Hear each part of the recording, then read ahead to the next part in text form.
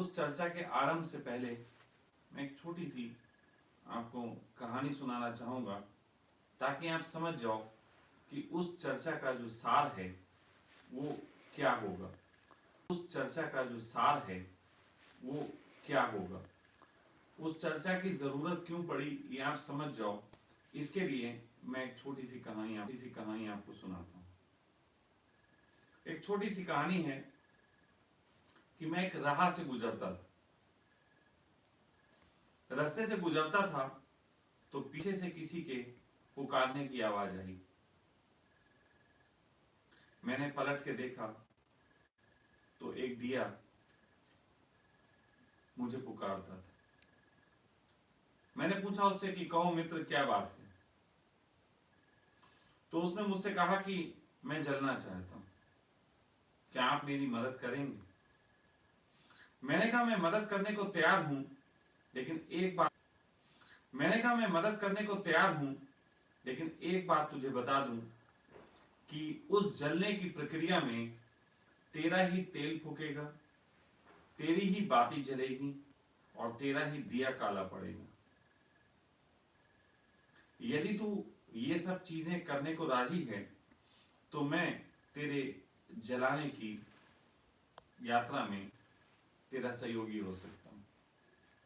उसने कहा ठीक है, मैं इन सब चीजों के लिए तैयार हूं, लेकिन मैं जलना चाहता हूं।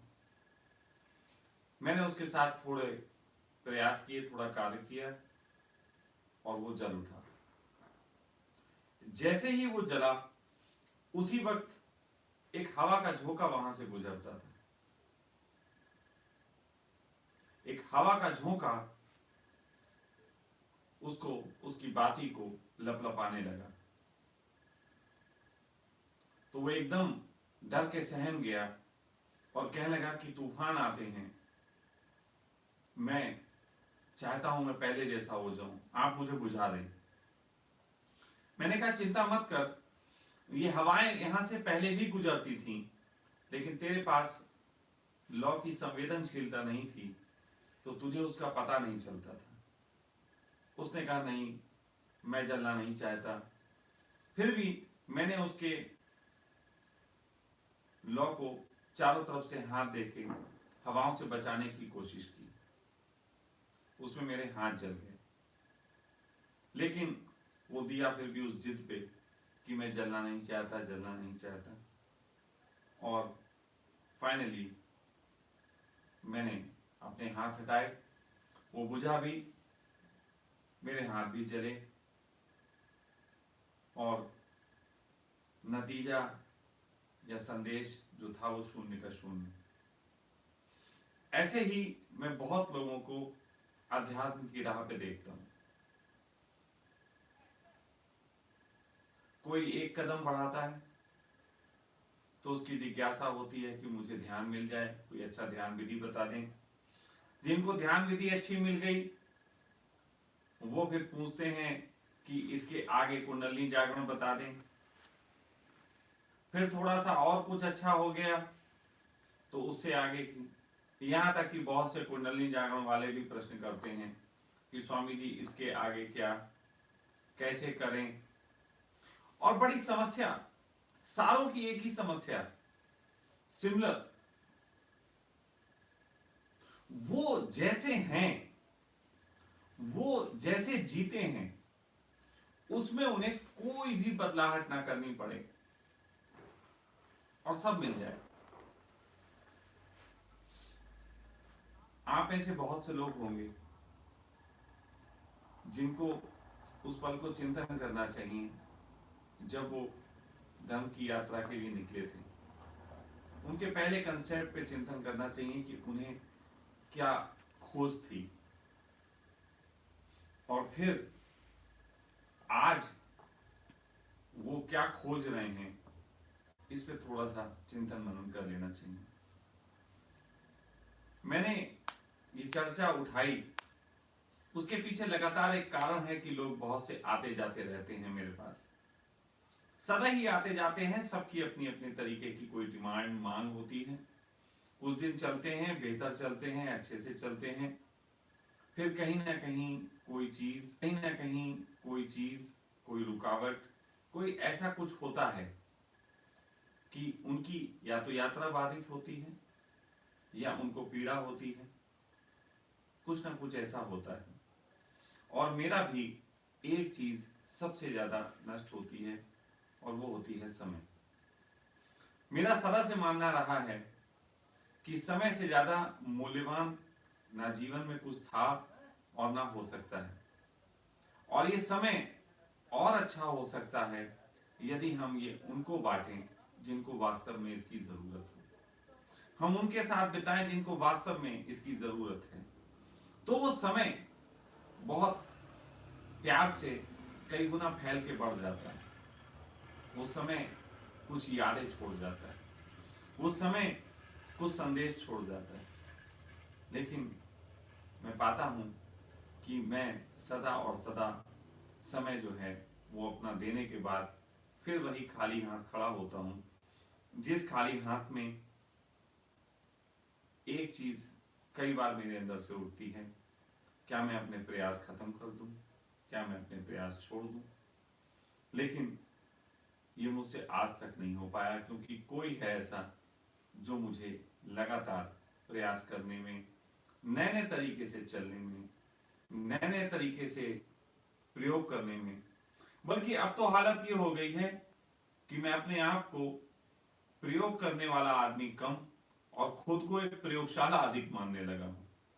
क्योंकि कोई एक प्रयोग होता जो मैंने किया होता तो बात थी, अब तो हालत यह है कि मेरी जिंदगी में न जाने कितने प्रयोग हो गए, तो मैं तो प्रयोगशाला हो गया। इस प्रयोगशाला से बहुत सारी चीजें निकली हैं, बहुत से अनुभव निकले हैं, बहुत सारे चीजों का जन्म हुआ है। तो मैं चाहता हूं कि उनकी चर्चा हो, ताकि इस राह पे चलने वाले और इस राह पे लोगों के मार्गदर्शक बनने वाले कुछ जीवन में मेरी बातों को सुन सकें। शायद उनके जीवन में परिवर्तन आए, शायद वो मुझसे बेहतर कोई चीज कर सकें। कुछ लोग ऐसे होंगे जिनको मेरी ही बात बेहतर लग सकती है, तो वो उस पर चल सकें। तो ऐसी ही आकांक्षा से भरे होने के कारण आज इस चर्चा को उठाने का भाव हुआ।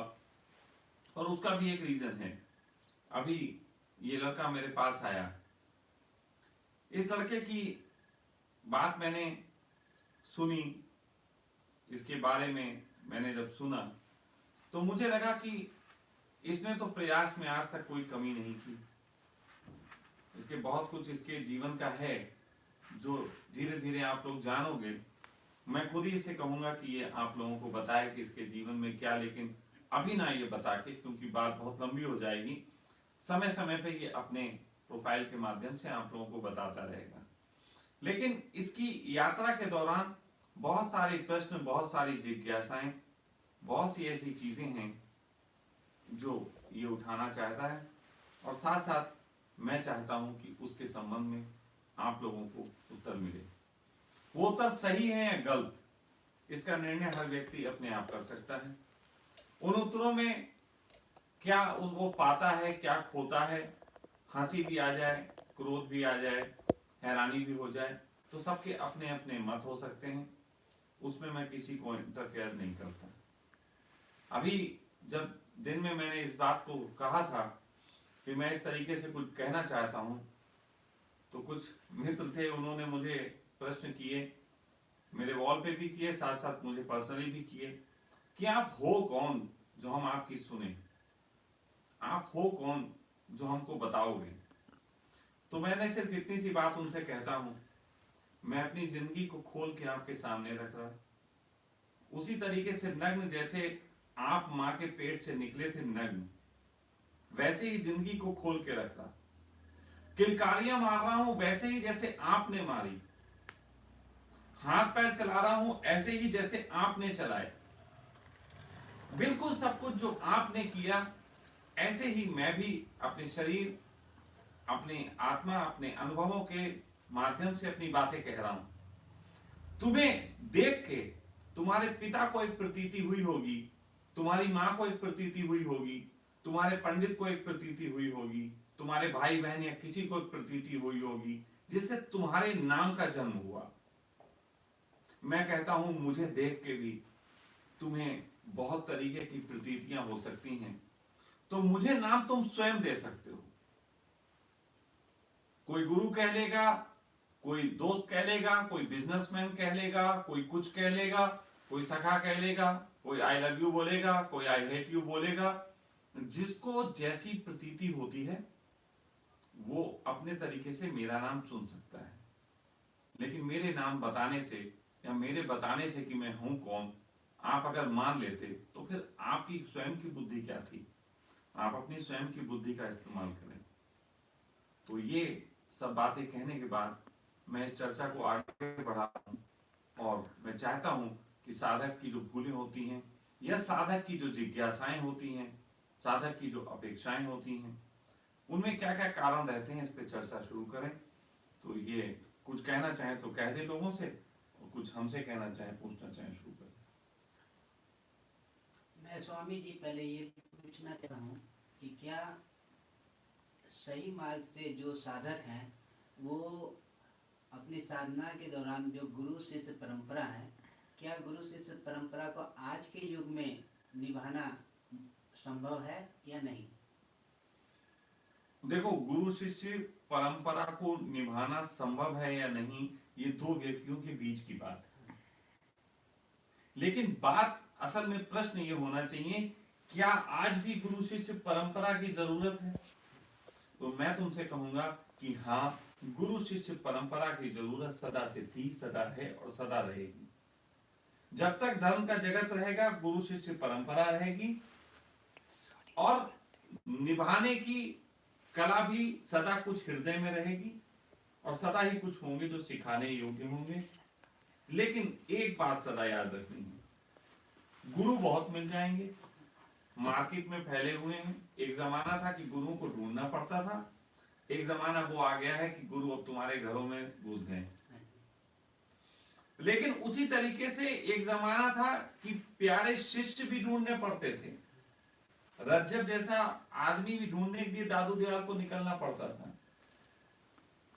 लेकिन आज भी शिष्य बहुत हैं, लेकिन फिर भी एक चीज मुश्किल है, गुरु बहुत हैं, शिष्य बहुत हैं, लेकिन एक चीज आज भी दुर्लभ है, दोनों का कॉम्बो, कि जिसमें सही गुरु और सही शिष्य दोनों मिले। यहां मैं एक की बात नहीं कर रहा हूं, केवल गुरु की बात नहीं कर रहा हूं, शिष्य की भी बात कर रहा हूं। यहां मैं केवल शिष्य की भी बात नहीं कर रहा हूं, गुरु की भी बात कर रहा हूं। दोनों ही बहुतायत हैं, लेकिन कॉम्बो सदा से दुर्लभ था। हम कहानियों में सुना सकते हैं कि गुरु होते थे, लेकिन हम ये नहीं बताते कि कितने हजार साल में हम एक गुरु बता रहे हैं। अगर हम द्रोणाचार्य जैसा गुरु का उदाहरण दें, उसके जो उनका शिष्य था जिसने अंगूठा काट के दे दिया था, उसका उदाहरण दें, तो हम सोचो कितने समय में एक ऐसे हो पाए थे। तो गुरु शिष्य दुर्लभ हैं, आज भी दुर्लभ हैं। कहने को बहुत लोग अपने गुरु को मानते हैं, सभी लोग जितने सुन रहे होंगे, मैं गारंटी से कह सकता हूं एक भी ऐसा नहीं होगा जो किसी को गुरु ना मानता हो, चाहे कोई मोदी कोई गुरु क्यों ना मानता हो। लेकिन दुर्लभ है अभी ऐसा मानना कि जिसमें अपनी सोच हटाई जा सके, अपनी सोच के साथ मानते हैं। इसलिए तुम जो कहते हो कि गुरु शिष्य की जरूरत है, मैं कहता हूं हाँ है, लेकिन दुर्लभ है। अब वो दुर्लभ क्यों है, इस पे चिंतन होना चाहिए।